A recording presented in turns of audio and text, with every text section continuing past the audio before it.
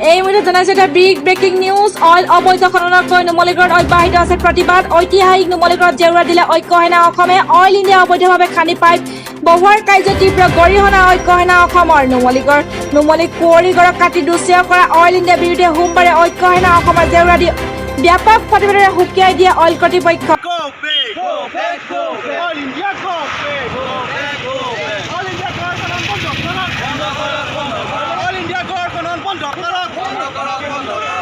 আমি নুমলীগড়ৰ যিটো গড় আমি ঐতিহাসিক গড় কছাৰী আৰু অসমৰ যিটো গড় সেই গড়ক তেওঁলোকে অইল ইণ্ডিয়া কোম্পানীয়ে ইয়াত খনন কাৰ্যসূচী কৰিলে এই কাৰ্যসূচী বন্ধ কৰিবৰ কাৰণে আমি জেউৰা দিছোঁ আৰু লগতে অসম চৰকাৰক সকিনি জনাইছোঁ যাতে অসমৰ সম্পদবোৰ যাতে নিস্তনাবুদ নকৰে যেন আৰু তেওঁলোকে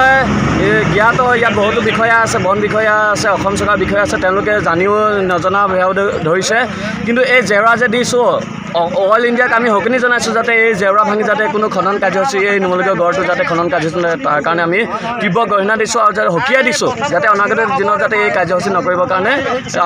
কাৰণে ইয়াৰ পৰা বিৰত থাকে যেন। নুমলীগড়ৰ পৰা আশিষ তাঁতীৰ report news desk North East time.